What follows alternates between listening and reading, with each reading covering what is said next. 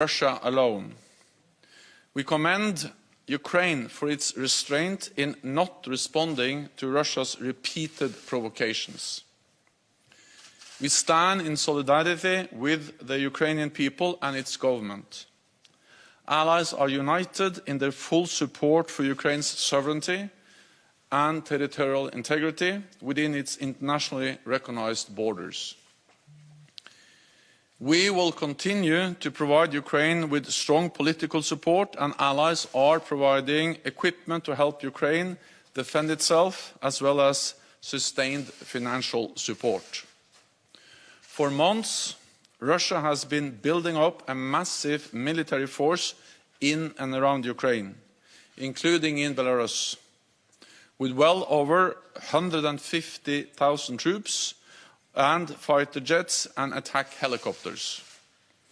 Many units are now forward deployed in combat formations. They are out of their camps in the field and ready to strike. NATO is resolute and united in its determination to protect and defend all allies. In the last weeks, allies have deployed thousands of more troops to the eastern part of the alliance and placed more on standby.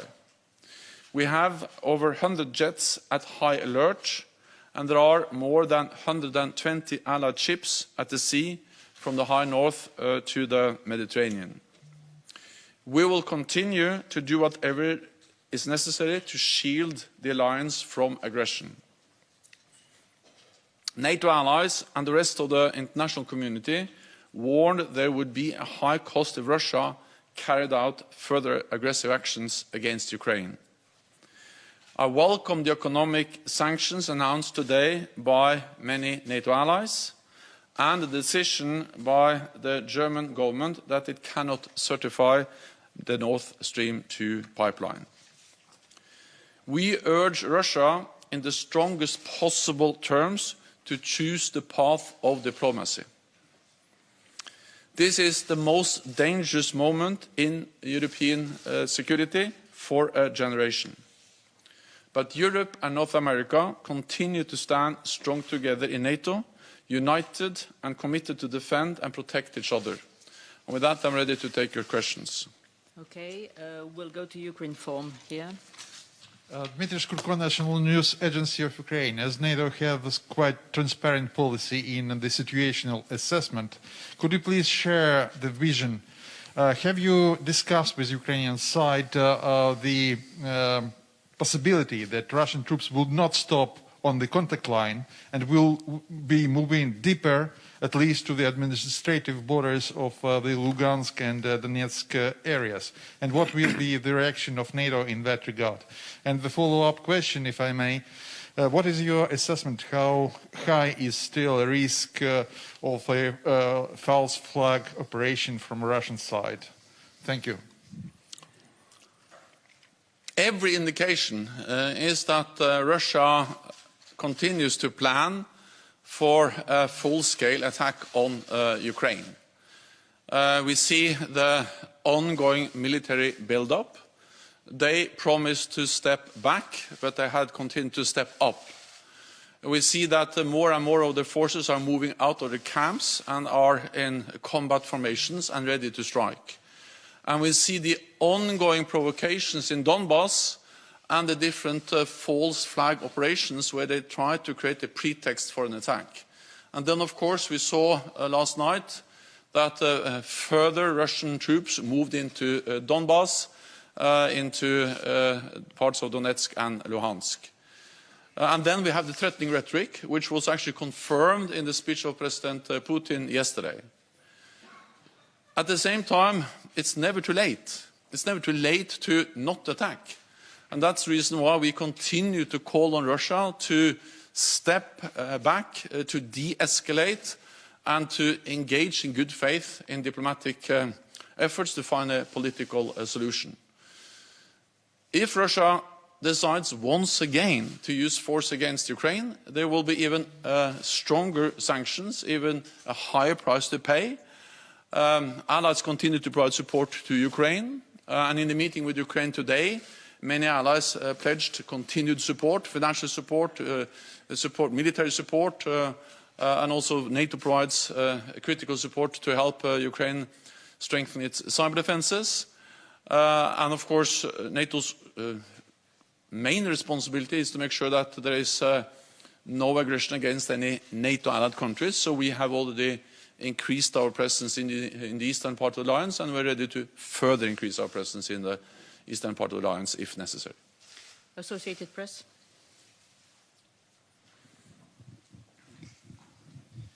Thank you. Mark Carlson, Associated Press. Do you consider Russia's latest movements an invasion of Ukraine? I think we have to recall that Russia has already invaded Ukraine. They invaded Ukraine back in 2014. They annexed a part of Ukraine, Crimea, and since 2014 there have been Russian military units, forces in Donbass, in Donetsk and Luhansk. So what we see now is that a country which is already invaded is suffering further invasion. And with more Russian military presence. And this is, of course, even more serious because this comes on top of the recognition of these so-called People's Republics in Donetsk and Luhansk. So what we see is further invasion of a country which is already invaded. We'll now go online to Greg Palkett from Fox News. Thanks very much, Juana, and thank you, Secretary General. I really have to be precise about this because there's been a bit of confusion. You say last night further Russian troops entered the Donbass. Do you have evidence that Russian troops, vehicles, men, gear have moved from Russian territory into, well, it's really Ukrainian territory, but it's the occupied Donbass? Do you have evidence of that? And if so, that is an invasion, correct? And if so, have you changed your posture at all? But specifically about that point, do you have evidence that new Russian troops have moved from Russia into the Donbass, that is the occupied territory of Ukraine? Yes, and I think again we have to understand that Russia has been in Donbass for many years, since 2014. But that has been in a covert operation where they have denied their presence. But the so-called separatist has been controlled by and supported by Russian troops, Russian special operation personnel for many, many years. So Russia has been present in different covert operations in Donetsk and Luhansk for many, many years. What we see now is additional Russian forces and troops moving in. This makes the whole situation even more serious. This is a step change. And then this is combined with the recognition of these territories, which are inside the international recognized borders of Ukraine as independent states. So this is adding fuel, this is making it more dangerous and more serious, and then on top of that we also see the continued Russian military build-up and preparation for a larger scale attack on Ukraine. Okay, we'll go to Nicolas Barotte from Le Figaro.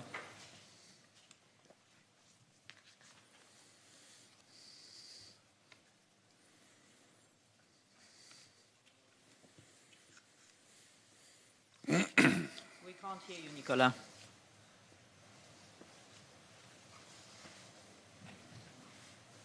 You'll need to unmute yourself. Do you hear me? Can you give us a precise view on the military forces and assets that are deployed by Russia near the border and in Donbass and the forces from the separatists? You talked about 150,000 troops, but could you be more precise? Thanks. Well, what I can say is that Russia has well over 150,000 troops. In addition to that, of course, there are air forces and naval forces also close to Ukraine. These forces are partly inside Ukraine already, in Crimea and in Donbass, and partly close to Ukraine's borders, both in the east, but also in the south, and also in the north, partly in Russia and partly in Belarus. And these forces are combat ready, tens of thousands of combat troops, but also all kinds of enablers, missiles, armored vehicles, battle tanks, drones,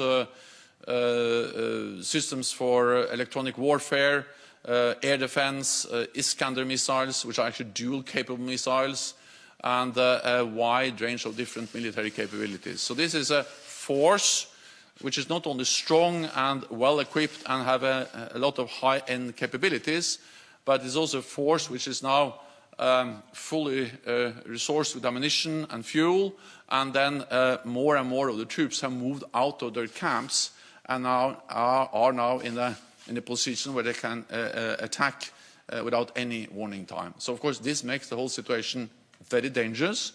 But as we have stated again and again, Russia still has a choice to choose diplomacy, to step back, and to engage in a political dialogue with NATO allies. And we have demonstrated over a long period of time that we are ready to sit down to talk to Russia in good faith on issues which also matters for their security, arms control, transparency, and many other issues. We'll go to Terry Schultz from National Public Radio. Hi, thank you very much for taking our remote questions. Mr. Secretary General, do you worry that that Russia is declaring that it will also recognize this sovereignty, you can't see my fingers, over parts of Ukraine that are currently controlled by Ukrainian forces? That seems that it would make the probability of conflict a lot higher. And with the Baltic states and other neighboring allies calling for yet more support, even more than NATO has done so far, what more can you do right now practically? Not what you've done so far, but what more can you do in the very near future, in the next days, to reassure those nervous allies? What you have seen is a bit mixed signals from Moscow on whether they have recognized the territory between the Russian border and the contact line, or recognized as Donetsk and Luhansk People's Republics, the whole territory of the two oblasts. But anyway, this is a step change. This is further increasing the threats and the violation of Ukraine's territorial integrity and sovereignty, just the fact that they have recognized these entities as independent states. And that's the reason why we condemn it so clearly, and also the reason why we welcome the sanctions that NATO allies today in different formats have decided to impose, and also why I welcome the decision by Germany to stop the approval of the Nord Stream 2 project. We have already increased our presence in the Baltic states. We did so after illegal annexation of Crimea in 2014, and we have also done it over the last weeks and months. Then we have plans in place. We have forces available to reinforce further if needed. We will do that in a defensive way. Our purpose is to prevent the conflict, is to reassure allies, and of course NATO's core responsibility is to make sure that there is no room for any miscalculation about our commitment to protect and defend allies, and by that also prevent any attack on any allied country. For the next question, we'll go to Jeff Shogo from Task and Purpose. Thank you. Mr. Secretary General, has the NATO response force been activated? If so, how many troops are deploying to Europe? Thank you. The NATO response force has been put on higher readiness. We did that several weeks ago, but it has not been deployed. What we have deployed are other units from NATO allied countries. The United States has deployed troops and forces in Europe. I met some of them in Romania a few days ago. Germany has deployed more troops to Lithuania. The United Kingdom has doubled its presence in Estonia with a battle group there, and other allies, including Spain, the Netherlands, Denmark, and many others have decided to send in troops, ships and planes to reinforce our presence. And France has also made it clear that they are ready to lead a battle group in Romania. So far we have increased the readiness of the NATO response force, but we have not deployed the NATO response force. Thank you. For the next question, we'll go to Ketevan Kardava from Imedi TV.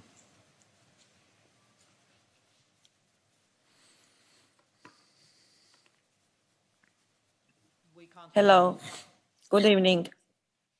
Thank you, Anna.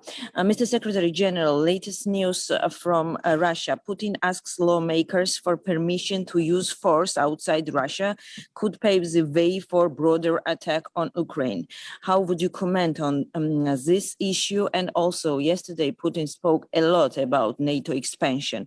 And you know that with Ukraine, Georgia is also waiting for future membership, and such statements are so worried for us. What is your comment, and is it possible and acceptable about what Putin was talking 2 days ago, so-called moratorium on NATO expansion? Thank you so much. A request to get permission to use force outside the Russian territory just adds to the pattern of decisions and actions by Russia over the last months, which has led to the most dangerous moment for our security in decades. And this is just another step.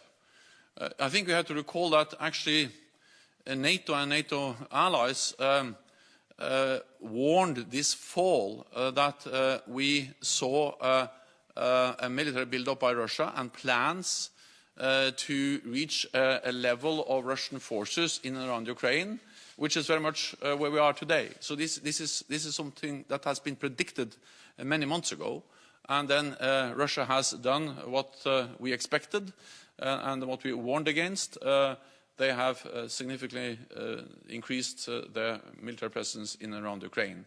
And then combined with the rhetorics and all the false flag operations, the attempts to create a pretext, and now yesterday the recognition of the People's Republics of Donetsk and Luhansk, all of that adds into this pattern of threatening and aggressive behavior, and any permission to use force outside the Russian territory just adds to that pattern.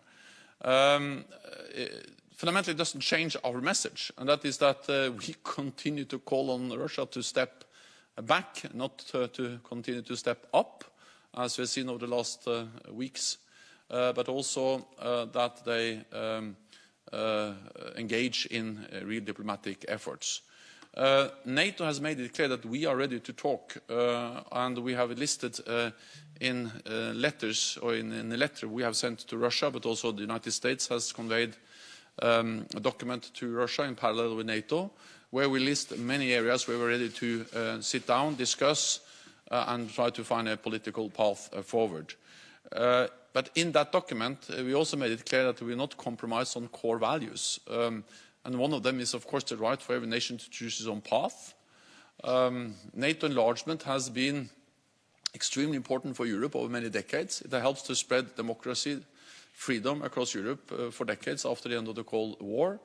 And we will neither compromise on our right to protect and defend all allies. When Russia is demanding that we should sign a legally binding agreement to remove all NATO infrastructure and all NATO forces from the territories of those allies that joined the alliance after 1997, we cannot accept that, because that will be the same as to say that we will introduce some kind of first and second class NATO membership where we don't have the same right to protect those allies that joined after 1997. So we will not compromise on those principles, but we are ready to engage in political dialogue on many important issues, which are also important for the security of Russia. For the last question, we'll go to Dagbladet and Brage Ligjor. Hi. People around the world, and especially in Europe, are now afraid of a full-on war. What do you think of that fear, and how far away are we?